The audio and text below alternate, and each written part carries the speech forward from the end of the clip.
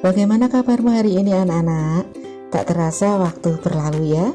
Sebentar lagi kalian akan menghadapi penilaian tengah semester 1. Ayo persiapkan diri dengan sungguh-sungguh agar kalian meraih prestasi yang terbaik. Kali ini Bu Rina akan mengajak kalian belajar tentang sistem rangka dan sistem otot yang merupakan sistem gerak pada manusia. Apa yang dimaksud dengan rangka? Rangka adalah kumpulan tulang yang membentuk struktur tubuh makhluk hidup. Adapun fungsi rangka adalah membentuk tubuh khas makhluk hidup, tempat melekatnya otot rangka, menegakkan tubuh, melindungi organ-organ penting atau vital, tempat pembentukan sel darah merah, dan sebagai alat gerak pasif.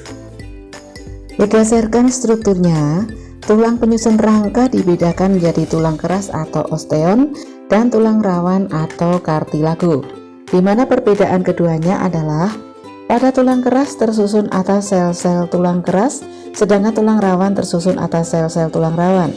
Letak sel-sel tulang keras teratur dalam sistem Havertz, sedangkan letak sel-sel tulang rawan tidak teratur. Pada matriksnya lebih banyak zat kapur pada tulang keras, dan kalau pada tulang rawan pada matriksnya lebih banyak zat perekat daripada zat kapur. Kemudian tulang keras bersifat keras dan tulang rawan bersifat kenyal atau elastis. Berdasarkan bentuknya, tulang dibedakan menjadi 3, yaitu tulang pipa, tulang pipih, dan tulang pendek. Ciri-cirinya untuk tulang pipa, bentuk bulat seperti pipa, kedua ujungnya berponggol, dan bagian dalam terdiri dari sumsum kuning dan lemak. Untuk tulang pipih, bentuk pipih tidak memiliki rongga, berisi sumsum merah. Sedangkan pada tulang pendek berbentuk bulat pendek, memiliki rongga, dan sebagai pembentukan eritrosit dan leukosit. Berikut bisa kalian lihat tulang-tulang penyusun rangka yang berbentuk pipa, kemudian berbentuk pipih, dan berbentuk pendek. Rangka badan manusia dibedakan menjadi 3, yaitu rangka tengkorak, rangka badan, dan rangka anggota gerak, baik anggota gerak atas atau rangka anggota gerak bawah. Untuk tulang-tulang yang menyusunnya bisa kalian lihat pada gambar. Sekarang kita akan mempelajari bagaimanakah hubungan antar tulang-tulang yang menyusun rangka kita. Hubungan antar tulang disebut persendian atau artikulasi.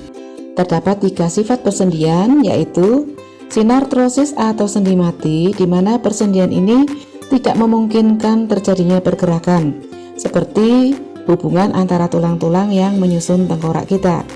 Yang kedua adalah amfiartrosis atau sendi kaku, di mana pada sendi ini memungkinkan adanya pergerakan, hanya sangat terbatas. Contohnya adalah hubungan tulang-tulang penyusun tulang belakang. Yang ketiga adalah diartrosis atau sendi gerak, di mana pada persendian ini memungkinkan terjadinya pergerakan. Nah, berdasarkan gerakan yang disebabkan dikelompokkan menjadi sendi engsel, sendi pelana, sendi putar, sendi peluru, dan sendi geser. Sendi engsel merupakan sendi yang menyebabkan gerakan satu arah. Contohnya pada siku, pada lutut, dan pada ruas-ruas jari tangan. Sendi pelana merupakan sendi yang menyebabkan pergerakan dua arah. Contohnya terdapat pada hubungan antara tulang ibu jari dengan tulang telapak tangan dan hubungan antara telapak tangan dengan tulang pergelangan tangan. Sendi putar merupakan sendi yang menyebabkan gerakan memutar. Contohnya adalah hubungan antara tulang hasta dengan tulang pengumpil dan hubungan antara tulang atlas yang menyangga tengkorak dengan tulang pemutar. Sendi peluru merupakan sendi yang menyebabkan gerakan ke segala arah atau gerak bebas.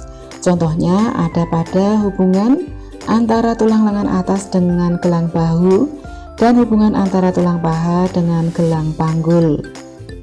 Yang terakhir adalah sendi geser, merupakan sendi yang menyebabkan gerakan bergeser. Contohnya adalah hubungan antara tulang-tulang penyusun pergelangan tangan dan hubungan antara tulang-tulang penyusun tulang belakang. Sekarang kita akan mempelajari kelainan-kelainan pada sistem rangka. Di sini dikelompokkan menjadi 3, yaitu kelainan yang disebabkan karena kesalahan posisi duduk. Ada skoliosis, kifosis, dan lordosis. Kemudian kelainan yang disebabkan karena kecelakaan. Ada fraktura atau patah tulang, baik itu patah yang tertutup maupun terbuka, dan fisura atau memar tulang. Kemudian ada kekurangan zat tertentu seperti rakitis yang disebabkan karena kekurangan vitamin D dan osteoporosis yang disebabkan karena kurang kalsium. Rangka kita sebagai alat gerak pasif dapat bergerak karena rangka itu digerakkan oleh otot-otot. Dengan cara apa? Dengan cara berkontraksi dan relaksasi.